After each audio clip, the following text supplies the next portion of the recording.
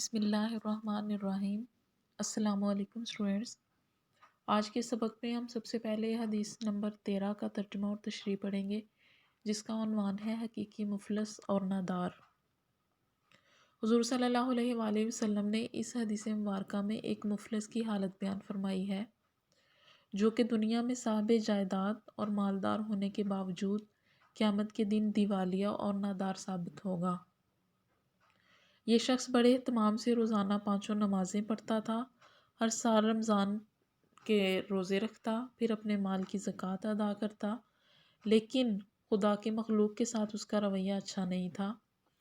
اللہ تعالیٰ ہر مظلوم کو اس کی نیکیوں کا اجر عطا فرمائے گا، لیکن اگر ان کی نیکیاں ختم ہو گئیں اور مظلوموں کے حقوق باقی رہ گئے تو ان کے گناہوں کا بوجھ اللہ تعالیٰ اس کی پیٹھ پر لاد دے گا، اور پھر یہ بدبخت اپنے ان گناہوں کی سزا بھگتنے کے لیے دوزخ میں پھینک دیا جائے گا۔ بعض دیندار لوگ بہت زیادہ دیندار ہوتے ہیں، اللہ کی عبادت کرتے ہیں، اللہ نے انہیں شب بیداری کی توفیق بھی بخشی ہوتی ہے، لیکن وہ لین دین اور معاملات میں قابل اعتماد نہیں ہوتے۔ خالق کی عبادت کرنے والوں کو چاہیے کہ وہ مخلوق کے حقوق پر دست اندازی کر کے اپنی عاقبت یعنی اپنی آخرت کو خراب نہ کریں، کیونکہ اللہ تعالیٰ مخلوق پر ظلم کرنے والوں کی عبادت قبول نہیں کرتا۔ حدیث مبارکہ کا ترجمہ یہ ہے کہ عن ابی ہریرہ رضی اللہ عنہ، حضرت ابو ہریرہ رضی اللہ تعالیٰ عنہ سے روایت ہے، ان رسول اللہ صلی اللہ علیہ وسلم قال، کہ رسول اللہ صلی اللہ علیہ وآلہ وسلم نے فرمایا، اتدرون ما المفلس، کیا تمہیں معلوم ہے کہ مفلس کون ہے؟ قالوا، وہ کہنے لگے یعنی صحابہ کرام نے عرض کیا کہ المفلس، مفلس، فینا، ہمارے درمیان یا ہم میں سے، من وہ ہے جو لا درہما، جس کے پاس درہم نہ، لا درہم لہ، جس کے پاس درہم نہ ہو، ولا متاع، اور نہ ہی اس کے پاس مال و متاع ہو۔ فقالا، تو آپ صلی اللہ علیہ وآلہ وسلم نے فرمایا، ان المفلسا، بے شک مفلس، من امتی، میری امت میں سے وہ ہے، میں یاتی، جو کہ آئے گا یوم القیامتی، قیامت کے دن، بصلاتی، نماز کے ساتھ،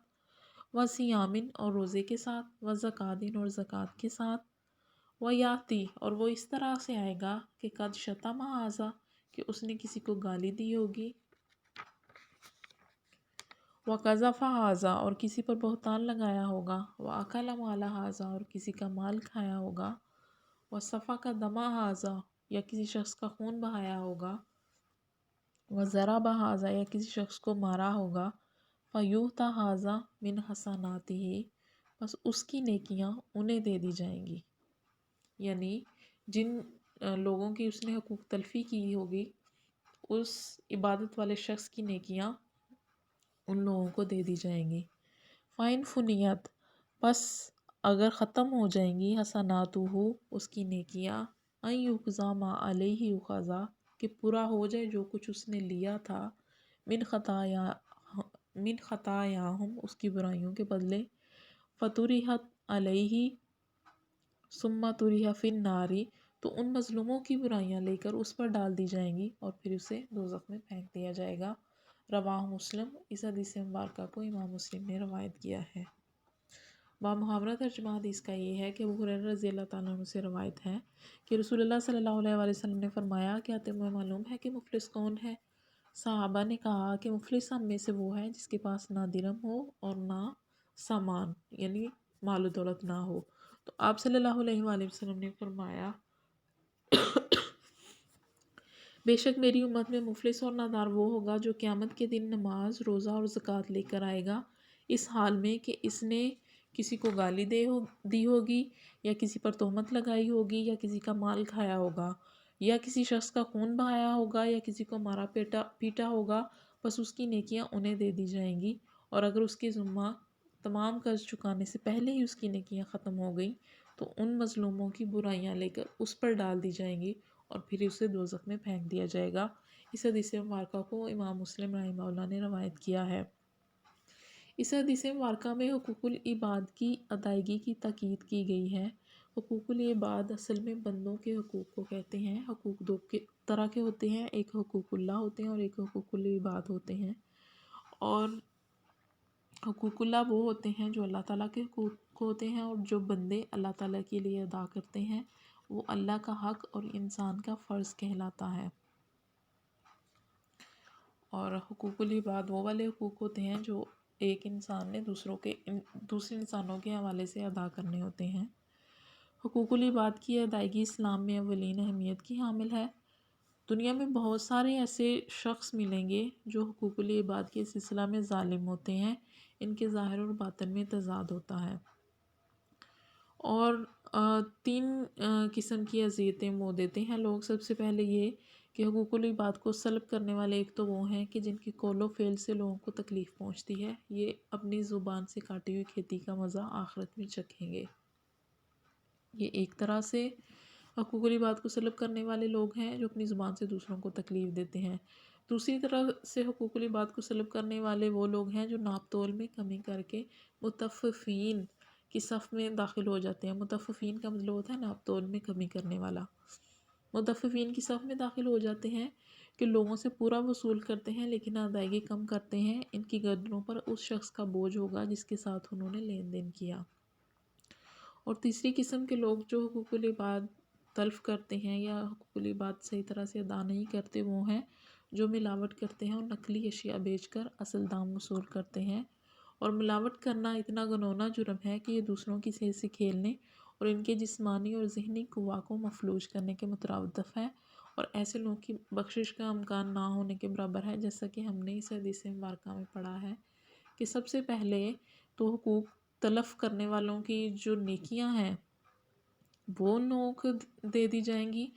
جن کے حقوق اس نے تلف کیے تھے، اور اگر اس کی نیکیاں ختم ہو جائیں گی تو پھر جو مظلوم تھے یعنی جن پر اس نے ظلم کیا تھا، حقوق العباد والی ادائیگی جن کے ساتھ نہیں کی تھی، تو ان کے جو گناہ ہوں گے وہ اس کے سر پہ ڈال دیے جائیں گے، حقوق تلف کرنے والے کے سر پر، اور پھر اسے دوزخ میں ڈال دیا جائے گا۔ اس سے اگلی حدیث مبارکہ بھی کچھ اسی سے ریلیٹڈ یعنی حقوق العباد سے ریلیٹڈ ہے۔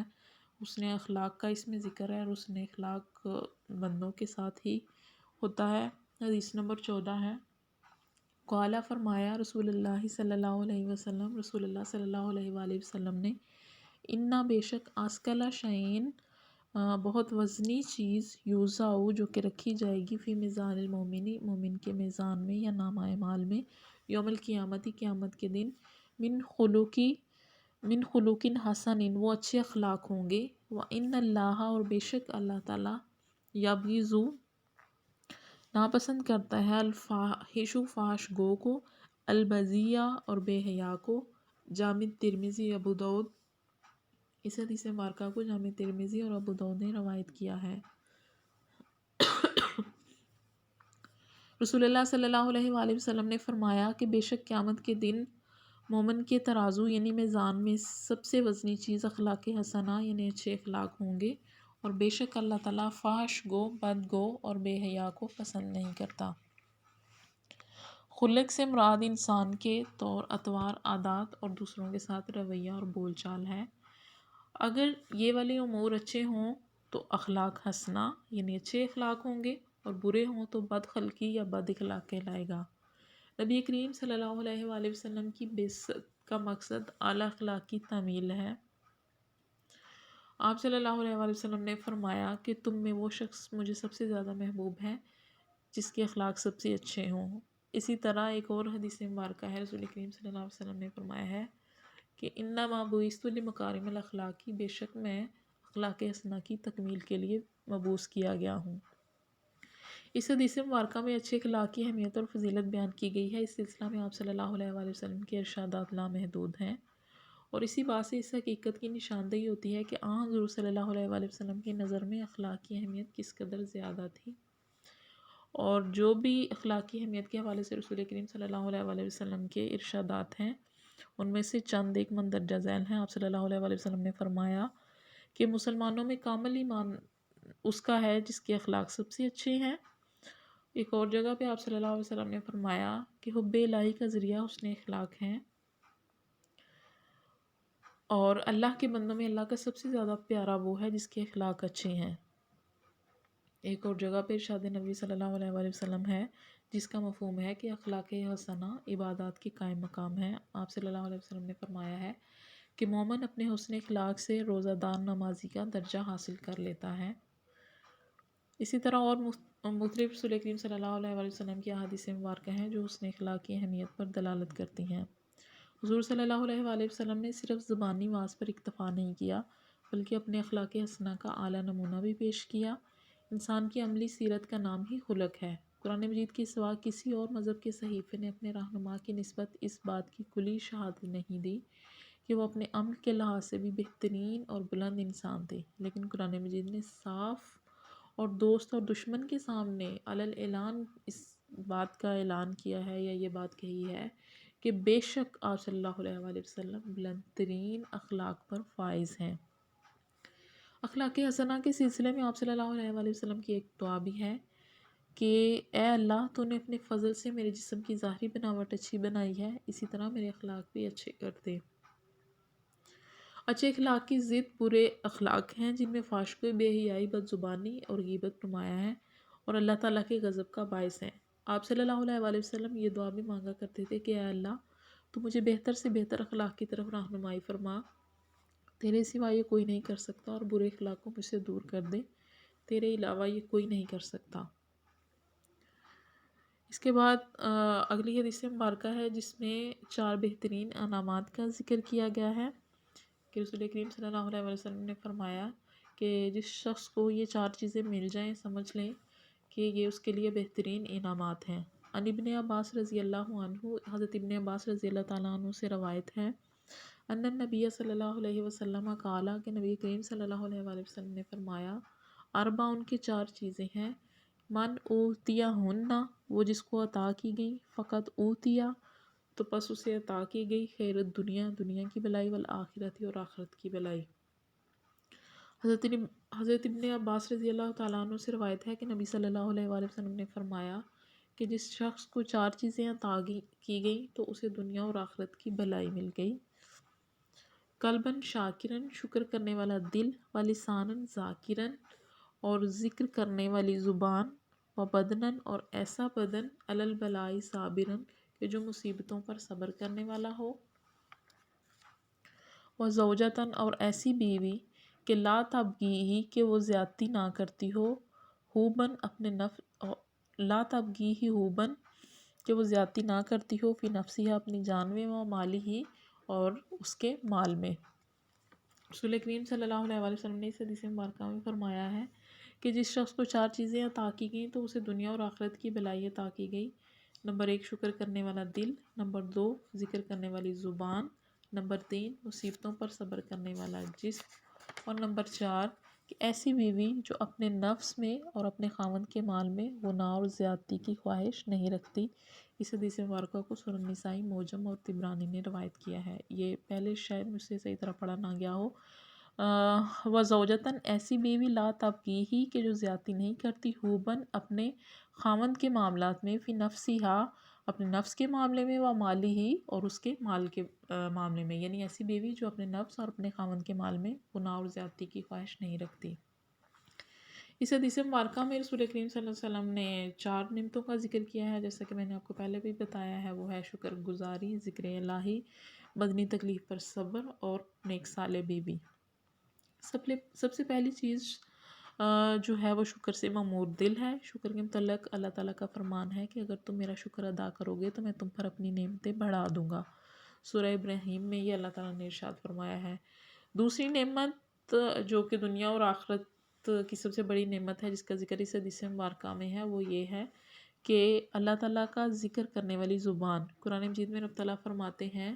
کہ اے ایمان والو اللہ تعالیٰ کا ذکر کثرت سے کرو اور صبح و شام اس کی تسبیح بیان کرو، اور ایک جگہ یہ ہے کہ یاد رکھو دلوں کا اطمینان اللہ ہی کے ذکر میں ہے۔ نمبر 3 بدنی تکلیف پر صبر۔ تیسری چیز جس کا ذکر حضور صلی اللہ علیہ وآلہ وسلم نے فرمایا ہے وہ ہے مصیبتوں پر صبر کرنے والا جسم۔ یہاں مصیبت سے مراد عام تکلیف نہیں ہے، اگرچہ مسلمان کو عام تکلیف پر بھی اجر ملتا ہے، بلکہ یہ وہ تکلیف ہے جو اللہ کی راہ میں انسان کو پہنچتی ہیں، مثلاً جہاد کرتے ہوئے انسان پر جو تکالیف آتی ہیں ان کو خوشی اور رضامندی سے برداشت کرنا۔ چوتھے نمبر پر جس نعمت کا ذکر اس حدیث مبارکہ میں ہوا ہے اور جو دنیا اور آخرت کی سب سے بڑی نعمتوں میں جس کو شمار کیا گیا ہے، وہ نیک سیرت اور صالح بیوی ہے۔ وہ یہ کہ آدمی کو ایسی بیوی کی رفاقت میسر آ جائے جو شوہر کے مال اور اپنی عزت کی بخوبی حفاظت کرنے والی ہو، تو دنیا میں ایسا خوش قسمت انسان اور کوئی نہیں ہو سکتا۔ یہ نیک سیرت بیوی کیسی ہوتی ہے؟ آپ صلی اللہ علیہ وسلم نے فرمایا کہ اسے اگر تم دیکھو تو تم خوش ہو جاؤ، تم اسے حکم دو تو وہ اس پر عمل کرے، اور اگر تم گھر پر نہ ہو تو وہ تمہارے پیچھے تمہارے مال اور اپنی عفت و عصمت کی حفاظت کرے۔ نیک بیوی اللہ کی بہت بڑی نعمت ہے۔ بیوی بچوں کے ظاہری اطوار، حسن و جمال اور عیش و آرام کو دیکھ کر خوش ہوتی ہے، لیکن اصل خوشی تب ملتی ہے جب ان میں نیکی، پاکیزہ اخلاق اور فرمانبرداری کی روش نظر آئے۔